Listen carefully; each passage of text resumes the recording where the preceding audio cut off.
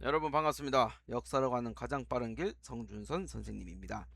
지난 시간 조선의 마지막 불꽃이라고 표현할 수 있는 영종조 시대를 살펴보았었는데 결국 이 강화된 왕권이 안정적으로 이어지지 못함으로 인해 가지고 왕의 측근이자 그, 전왕의 측근이면서 현왕의 외척인 이른바 이제 세도 가문이 등장하게 되는데, 세도 정치는 과연 조선에게 어떠한 영향을 끼쳤는지 그 시간 속으로 가보도록 하겠습니다. 오늘의 주제는 세도 정치와 농민 봉기입니다. 야, 이게 내가 2000 몇 년이고, 이게 한 2007년인가? 그쯤에 미국 저기 칼라마주에 위치한 웨스턴 미시간 대학교에 갔었을 때 이 컨셉차로 찍은 건데, 이 영종조 시기의 정책들은 결국 왕권 강화, 민생 안정을 향해 나아가고 있었어요. 그리고 이게 소기의 성과도 거두고 있었는데, 이 정주의 갑작스런 죽음은 스톱에 이르게 되죠. 그래서 이 탕평이 걸출한 왕이 있었을 때는 안정적으로 흘러가지만, 이 탕평 정책이 이어지는 이 시간 속에서는 결국 소수 인물에게 권력이 집중될 수밖에 없습니다. 왜냐하면 다수의 이 붕당들의 힘을 억제하기 위해서는. 근데 이 정조가 갑작스럽게 죽으면서 왕에게 집중된 권력이 특정 가문이 장악하게 돼요. 그걸 우리가 이제 세도 정치라 부릅니다. 세도 정치. 그 정조 사후 순조, 헌종, 철종 요 3대에 걸쳐 가지고 안동 김씨가 그야말로 모든 국정을 쥐고 흔드는 시기가 벌어지게 돼요. 그렇다면 안동 김씨가 어떻게 정치 최세에 나서게 되었느냐? 바로 이 김조순이라는 인물이 등장하기 때문입니다. 김조순이라는 인물. 자, 이 김조순은 그 정조가 아끼던 신하 중에 한 명이었었는데, 그의 첫째 딸이 순원왕후인데요. 순조의 비로 궁궐에 들어오게 됩니다. 그러면서 뭐 이 아들들이 각각 이제 정치의 한 자리씩을 차지하게 되는데, 순조가 어린 나이에 왕위에 올랐었고, 그 다음에 또 헌종도 어린 나이에 왕위에 올라요. 근데 헌종의 비가 또 김조순의 칠촌인, 그러니까 안동김 씨겠죠. 김조근의 딸이라. 그 다음에 또 25대 철종의 비 철인왕후도 김조순의 칠촌 조카인 김문걸의 딸, 그러니까 안동김 씨가 지금 다 해먹고 있는 거예요. 그래서 이 당시에 이 고위급 고위급 관료들의 이 본관들을 살펴보니까 안동김 씨가 뭐 그야말로 압도적이지. 그냥 뭐 달성서씨, 대구서씨, 뭐 풍량, 연안, 풍산, 반남박씨, 일부 가문의 모든 권력이 집중이 되기 시작해. 집중이. 이게 세도정치라 부르는 거예요. 그럼 세도정치의 폐해는 뭐냐? 세도 가문은 조선 후기 최고의 국정기관인 비변사를 장악하게 돼. 이 순조실로 보면 어 김조선이 비변사 당상이 되었고, 그러니까 오군령에 있는 주요 군령의 또 최고 책임자가 되는 이 기록들이 나와요. 그러면서 이제 왕권이 상대적으로 약해질 수밖에 없죠. 그리고 이 권력을 견제하는 기관이었던 3사의 기능이 상실되게 되면서 정치기강은 그야말로 땅바닥으로 곤두박질 치게 됩니다. 좀 자연스럽게 이제 과거제가 문란해지게 되는데, 인사 시스템에 문제가 생긴다는 것은 결국 결코 바람직하지가 않아요. 그러다 보니 이제 부정한 방법으로 관직에 오르는 사람들이 나타나는데, 이른바 매관매직.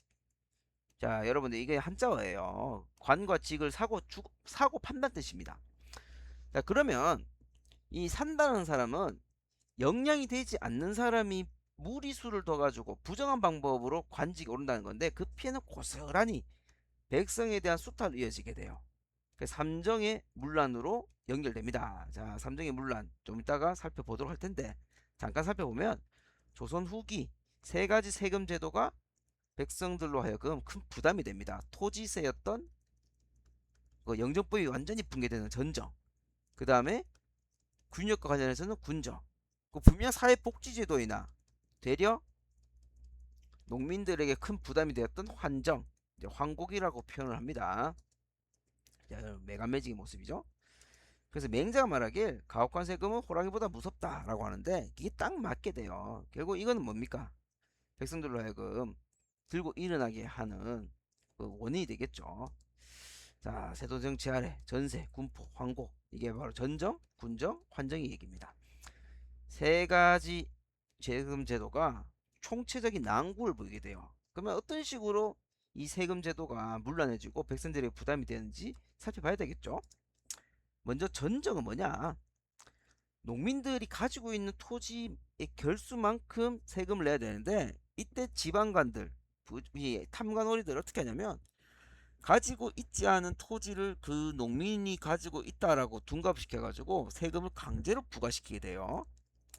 그러면 군정이 이게 가장 심한데, 이 폐해가 얼마나 먹심했으면 정약용이 이 거세하는 고통이 군정으로 인한 괴로움보다 훨씬 낫다고 표현합니다. 뭐 대표적으로 이제 뭐 돌아가신 아버지의 군포를 내게 한다. 이걸 뭐 당시 표현은 백골징포. 어린 아들의 군포까지 내게 한다. 자, 어린 아들. 그 이 군역은 양인 남자로서 16세에서 60세까지인데 어린 아들까지 내게 한다. 뭐 황구첨정, 그 도망간 이웃과 친척 것까지 내라 해라. 뭐 족진과 인진 같은 것들. 이 피해가 엄청납니다.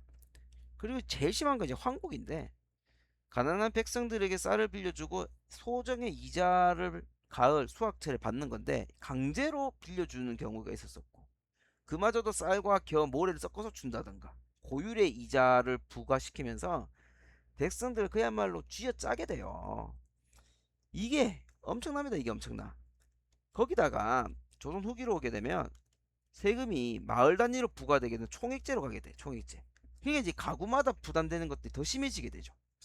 이 가령 한 마을에 뭐 이 다섯 집이 있었다. 그럼 다섯 집이 부담하던 게 가혹한 세금으로 이 두 집 도망가 버렸어. 그럼 세 집이 부담해야 되는 거야 또. 아, 이거 엄청납니다. 엄청나. 그래서 사회적으로 상당히 불만이에요. 제도 정치 아래 삼정의 문란으로 백성들의 삶은 현실적인 삶은 팍팍해져 가고 있고, 그 이상하게 생긴 양놈들의 배가 온다. 이 양선들이 조선 해안 곳곳에서 나오게 됩니다. 이게 이제 서양 세력들이 이제 서서히 동양으로 오게 돼. 사회 불안이 가중되게 돼요. 이러한 가운데 백성들은 처음엔 소극적으로 저항을 합니다. 뭐 이렇게 백성들이 굶어 죽고 있다, 힘들다, 그래서 좀 제대로 해달라 등등 벽보를 붙이면서 소극적인 저항을 하고 뭐 도망을 가고 해봤지만, 이게 결국은 근본적인 문제 해결이 전혀 되지 않아. 그리고 이제 이 지방관들이 콧방귀도 끼지 않아요. 그러다 보니 어떻게 했습니까? 적극적인 저항으로 이어져야 되겠죠. 오늘 왠지 좀 빨리 마칠 것 같긴 해요. 그 세도 정치는 조선의 망국기라 보면 돼. 그래서 우리가 볼 수 있는 교훈은 시스템이 붕괴된 사회가 어떻게 무너져 가는지를 보여준 중요한 사례입니다. 그 정치기에 문란해지고 그렇게 됐을 때 그 피해는 고스란히 일반 민중들에게 간다는 거죠. 자, 세도 정치에 대한 불만, 이것이 처음으로 터진 게 1811년 홍경래난입니다. 여러분들이 외웠던 그 한국을 빛낸 100명의 위인들을 보면 못 살겠다 홍경래 나오죠. 그 홍경래예요. 자, 홍경래의 난은 평안도 지방에서 벌어지게 되는데, 요것이 일어나게 되는 배경이 재밌습니다. 두 가지가 있는데, 첫 번째, 평안도 지방에 대한 차별이 심했었고 백성에 대한 심한 수탈이에요. 여러분, 우리나라 속담에 평안감사도 저 싫으면 그만이다 라는 말이 있어요. 이제 감사라는 말은 오늘날로 치면 도지사인데 평안도의 감사예요. 경상도도 감사가 있고, 그럼 왜 경상감사, 전라감사 뭐 이런 말을 쓰고 평안감사라는 말을 쓸까? 평안도가 운영하는 이 자금의 규모가 엄청나요. 그러다 보니까 이 잘못된 관리들이 왔었을 때 이 수탈할 수 있는 양도 엄청난다는 거예요. 그러다가 평안도에 대한 차별이 엄청 심한데, 여기 보면 나와 있죠. 한성 사람들은 서북 지방과 혼인하거나 벗하지 않는다. 또 다른 기록을 보면은 밑에 있죠. 이 페림에 보면은 노비들조차도 평안도 노미라고 한다. 그게 이 뿌리 깊은 차별. 거기다가 평안도 지방의 백성들을 대상으로 했던 엄청난 수탈들, 요것들이 결국 터져 나오게 되었으면서 홍경래가 난을 일으켰을 때 몰락양반, 그 지역에 있었던 신흥상공업자, 농민, 광산 노동자 등 다양한 계층들이 참여를 하게 됩니다. 결국 뭐 정부에 의해 가지고 진압이 되었었으나 농민 봉기에 큰 영향을 주게 돼요. 자, 여러분들 이 홍경래의 난은 좀 잘 봐야 됩니다. 홍경래의 난. 조선 역사에서 일어났던 대규모 반란이라는 것에서 큰 의미가 있어요. 그리고 1862년 진주에서 시작하여 전국으로 확대되었던 임술 농민 봉기도 빼놓을 수가 없어요. 경상도 진주에서 시작하여 전국으로 확산된 건데 역시나 지방 간의 과다 수탈 때문에 농민 붕괴가 일어난 거예요. 그 진주에서 시작해서 전국으로 이어졌다. 자, 그래서 이 정부는 삼정의 문제를 해결하겠다고 이른바 삼정 이정청을 설치하여 수습을 시도합니다. 하지만 이제 근본적인 문제 해결로는 가지 못했지만은 이걸 보면은 더 이상 당하고만 있지 않는다라고 하는 거. 현실의 잘못된 문제에 들고 일어날 수 있다라고 하는 농민의 의식 성장을 보여준다라고 이제 볼 수가 있죠. 그러니까 한번 농민들이 봉기해봤기 때문에 1862년에서 32년 뒤인 호남 지방의 동학 농민운동으로까지도 어떻게 보면 간접적으로 연결이 될 수 있는 겁니다. 물론 울산에서도 농민들이 이 봉기를 일으켰다라고 하는 기록이 있어요. 그러니까 이 여러분들 우리 울산이 이 그냥 공업 도시 이미지가 아니에요. 조선의 한국의 역사에서 굵직굵직한 일들은 울산을 비껴간 적이 잘 없어. 자, 한편 이 조선의 이 임술 농민 봉기는 부정한 관리들을 처벌하고 그 다음에 세금을 좀 수습해달라는 것에서 그쳤지, 왕조를 변혁시키고 이들이 그 뭐야 새로운 시대를 만드는 데까지는 가지 않습니다.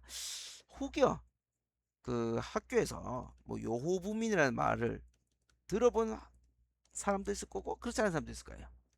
이 당시 신흥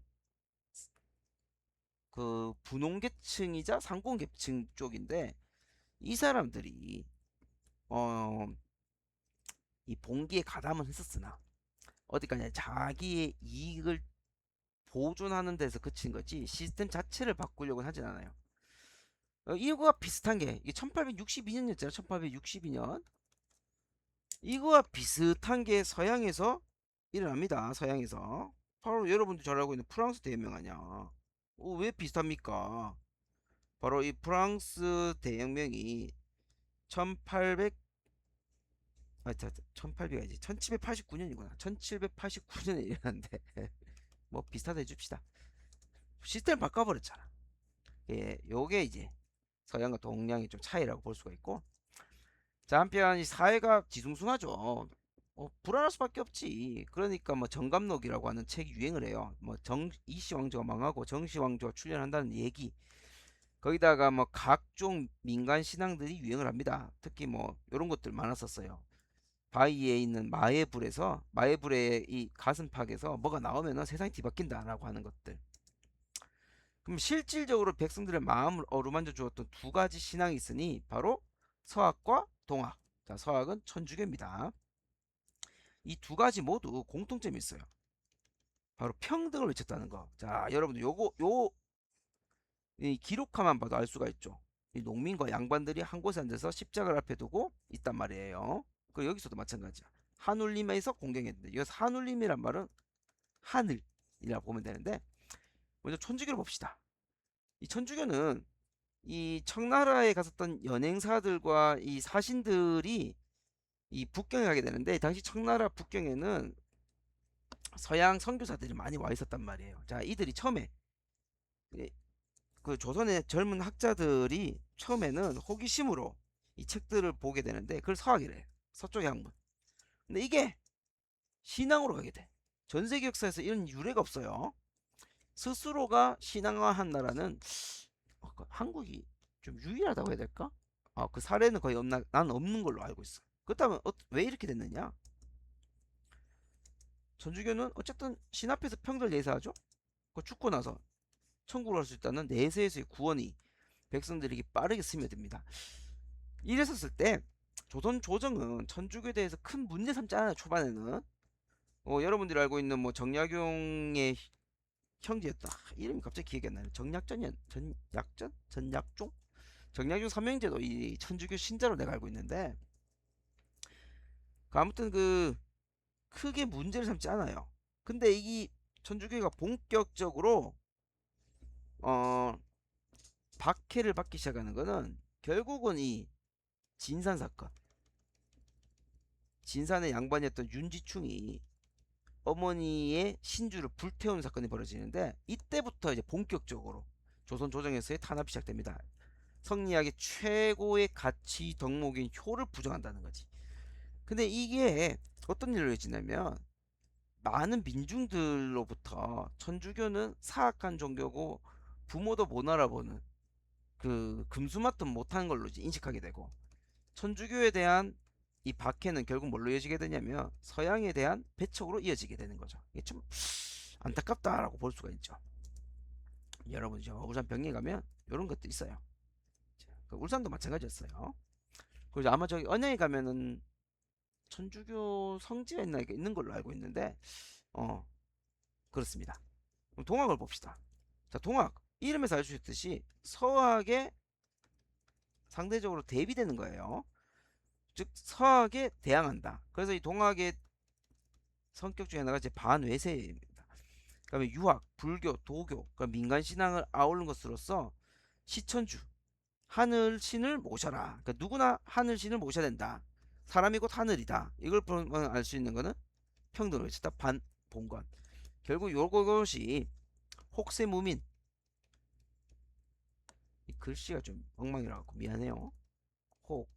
혹세무민. 세상을 어지럽히고 백성들을 선동한다. 조선조정의 본격적인 탄압이 일어나게 돼. 여러분 저기 울산도 마찬가지예요. 교육청 뒤쪽으로 가면은 유곡동이 있죠. 그 안에 보면 수훈 최재우의 유어지가 있어요. 이곳에서 또 큰 깨달음을 얻었다고 하는데, 동학에서도 마찬가지. 이제 울산이 상당히 중요한 위치를 차지하는 거예요. 자, 오늘 조선 후기 세도 정치 아래에서 여러 가지 일련의 사건들을 보았는데, 여러분들 세도 정치가 왜 일어나게 됐는지, 그리고 그 문제는 무엇이었는지, 그리고 세도 정치 아래에서 봉기했던 홍경래난과 임솔농민 봉기를 잘 구분할 줄 알아야 되고, 천주교와 동학이 어떻게 해서 백성들에게 빠르게 파고들었고 반대로 조선 조정의 탄압을 받게 되었었는지를 잘 정리하시고 다음 시간에 보도록 하겠습니다. 여러분 안녕.